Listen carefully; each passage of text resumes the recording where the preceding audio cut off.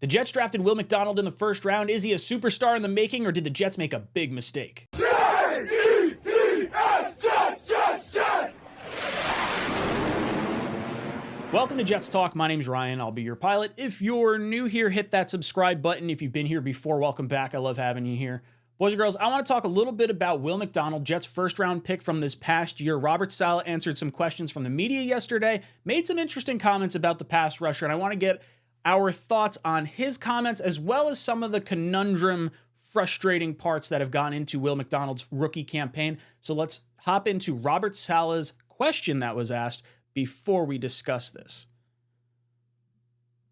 You said you don't want to put pressure on him, but what you just said there at the end about him being a star, how important is that? Because the fans are going to put pressure. The fans see, oh, we could have used that pick on an offensive lineman, we could have used that pick on a receiver, somebody who would have made a bigger impact for this year's team in hindsight. Obviously, how confident are you that in the long term he'll reward the pick? No, for sure. You always take best available, and he's a fantastic pass rusher. He really is. There's some, I've always said, aside from the quarterback position, I'd argue that the D-line is as hard as any position to adapt to in the NFL because you're dealing. It's a completely different game in there, and so I'm excited for him. He's got a talent and a skill set that's very rare, and as he continues to evolve and develop his skill set along with his body, he's going to be a problem for a long time. You said you don't want to. So Robert Saleh talks about Germaine Johnson, Will McDonald being a force for a long time. There's another comment that he winds up making about putting in the work and having that leap like from year 1 to year 2, the way Germaine Johnson did.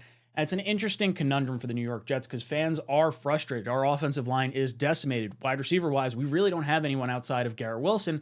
Now, at the time, you did have Mecole Hardman. You did have Corey Davis. So receiver, while it was definitely a want for a lot of fans, it wasn't necessarily a critical need at that particular point in time, especially when the Jets were already going to try and go after someone like an Odell Beckham Jr. and maybe, there were some thoughts of DeAndre Hopkins at some point in there.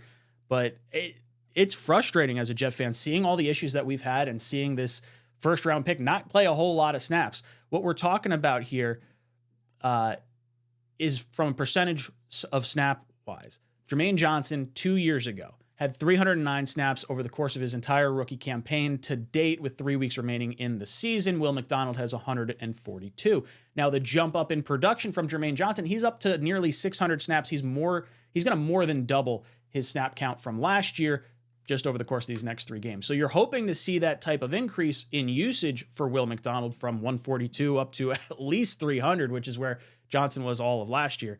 And it's frustrating because it's not even so much the Germaine Johnson side of things, because he could wind up having a huge leap in production next year. I loved the fact that Germaine Johnson was able to sit behind Lawson and John Franklin Myers and all those guys last year, so he was able to digest the defense a little bit more. He had the offseason to build a bunch of bulk, and he came into camp looking like a brick shithouse. So Germaine Johnson blossomed from year 1 to year 2. If you can get that from Will McDonald, you're going to be feeling pretty happy.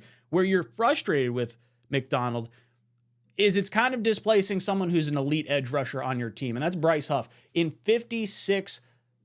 Bryce Huff has 56 pressures over the course of 276 pass rushing snaps. Will McDonald, by comparison, has 8 pressures through 77 pass rush snaps. So there's a 20% pressure rate from Bryce Huff versus a 10% pressure rate from Will McDonald.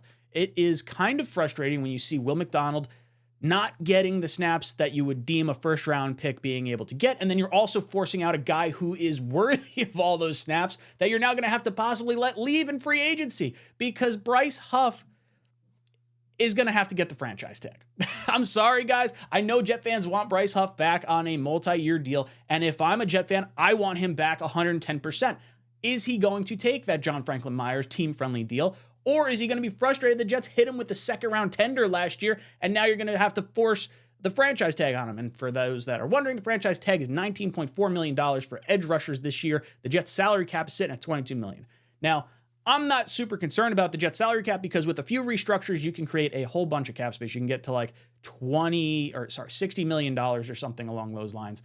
But $20 million of it being devoted to an edge rusher when you just drafted the guy that was supposed to replace Bryce Huff last year and you traded up for Germaine Johnson the year before. It feels like there is a plethora of riches on the Jets defensive line, and the Jets fans are heading for heartbreak if the Jets don't wind up franchise tagging Bryce Huff, because then you're going to have to let him walk in free agency for a third-round pick, comp pick, that you're not even going to get to use this year.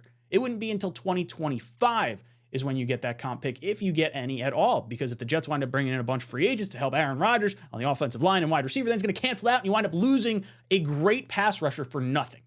So in my opinion, I think you have to franchise tag Bryce Huff for the pure reason of, even if you don't want to bring him back this year, or you want to bring him back this year, you have to hold on to him to at least extract some type of value. If you get a second-round pick for Bryce Huff, and that second-round pick ends up turning into another offensive lineman or a wide receiver or maybe a backup quarterback that eventually turns into your starter, that's something you can kind of swallow if you're a New York Jets fan. But man, it's super frustrating to have to sit here and watch a guy that we developed in-house in Bryce Huff for a player in McDonald that Jet fans, could we have had an offensive lineman?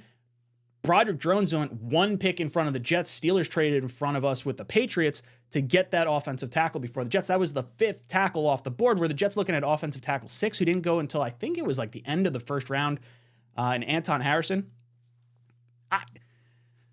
Offensive line, maybe not so much in the first round, but wide receiver, there were people screaming for JSN. Zay Flowers looks really good. There's a lot of good weapons that could have helped this team this year, and now you are forcing a really good player off our team because we have a luxury pick, basically, in what Will McDonald wound up being. And I think where the frustration comes in is that was a pick made for the future, not for the now, and now we have screwed up, seemingly, maybe our future, and maybe letting a better player go than before. Now, Will McDonald's a great player, and that's not supposed to, I shouldn't say a great player, but he has the makings and the build to be a great player. He's the all-time sack record for the Big 12. I think he had 33 sacks over his collegiate career, and maybe that's something that blossoms into his NFL career, and year one might be, sour grapes for us, but maybe the next 10 years are going to be incredible, and we're going to get like a 15-sack guy. So this isn't so much a knock against Will McDonald as much as it is just like a planning for the future / frustration for Jet fans when you like the allocation of resources feels like it should have been different. And that's got to be a knock on Joe Douglas, or maybe a knock potentially on, whether it's a scouting team or Salah, if he decided to push for another defensive lineman. It's frustrating for Jet fans across the board. Guys, let me know your thoughts. Do you think Will McDonald is going to be a stud pass rusher in the future? Do you think that we're going to wind up losing Bryce Huff because of this selection? Let me know in the comment section down below. And as always, go Jets. J-E-T-S-J!